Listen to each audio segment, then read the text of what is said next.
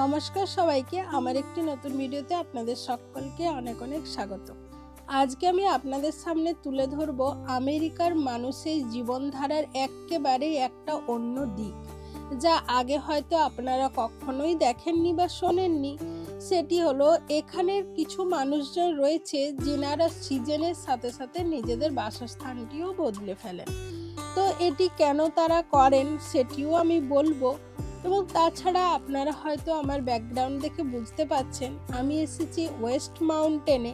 তো এই মাউন্টেনটিরও একটা গল্প রয়েছে। এই মাউন্টেনটিও কিন্তু তার রূপ বদলায়। তো এই মাউন্টেনের রূপ বদলানোর দুটো রূপ তো আমি দেখেই ফেললাম।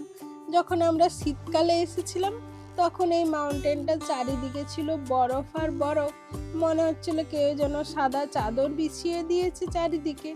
আবার এখন দেখুন চারিদিকে খালি সবুজ আর সবুজ, মনে হচ্ছে কেউ যেন সবুজ কালার ঢেলে রেখেছে, ঠিক সেই রকম।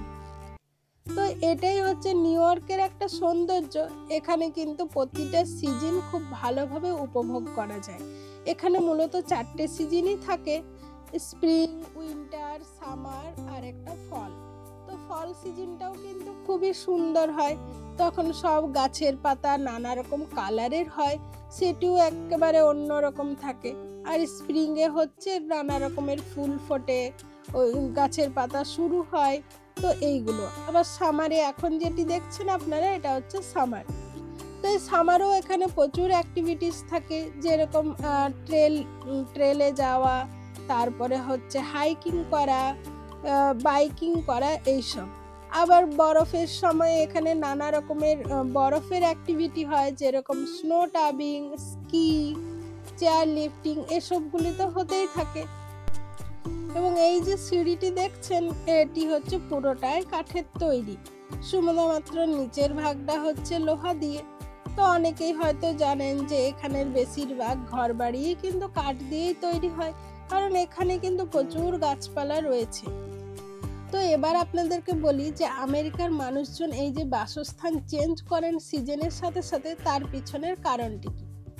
তো এটি এখানের অনেকটাই কমন একটা কালচার, বিশেষত যারা রিটায়ার্ড বা যাদের জন্য রিমোট জব রয়েছে তারা এই জিনিসটি করে থাকেন, তাদের ফ্লেক্সিবিলিটিও থাকে।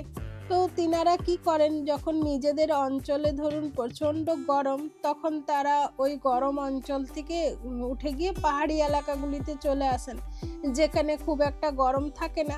যেরকম নিউ ইয়র্কে খুব একটা কিন্তু গ্রীষ্মকালে গরম থাকে না, বেশিরভাগ লোকজন তখন ফ্লোরিডা সাইড থেকে নিউ ইয়র্ক সাইডে চলে আসেন।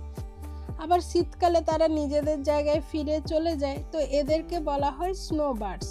আচ্ছা বলুন তো, আপনারা কি এর আগে এই বিষয়টি জানতেন? আমাকে অবশ্যই কমেন্টে জানাবেন। এবং এই ব্যাপারটা অনেকটাই আমরা যেরকম ধরুন গ্রীষ্মকালে কাশ্মীর ঘুরতে যাব একটু ঠান্ডা ওয়েদারের জন্য, এখানেও ঠিক সেইভাবেই করেন। তো আপনাদের সাথে কথা বলতে বলতে এখানের মাউন্টেনের স্টোরটিতেও আমি একটু ঢুকলাম, দেখি এখানে কি কি রয়েছে। তো এখানে এরকম মাফলার রয়েছে, টুপি রয়েছে, তাছাড়াও নানা রকমের হুডি, টি শার্ট, এসবও কিন্তু বিক্রি হয়। এগুলির দাম একটু নর্মাল দোকানের থেকে তো বেশি হবেই, এত উপরে যেহেতু রয়েছে। তাছাড়া কিন্তু এই স্টোরটি খুবই সুন্দর, একটা ছোট্ট মতো। এবং এই যে বাইকগুলো দেখছেন এগুলি হচ্ছে মাউন্টেন বাইকিং, যারা করেন তারা এখান থেকে রেন্ট নিতে পারে। চলুন, এই যে ক্যাফেটি দেখছেন এখান থেকে একটা খুবই সুন্দর ভিউ দেখা যায়, সেই ভিউটি আপনাদেরকে দেখাই।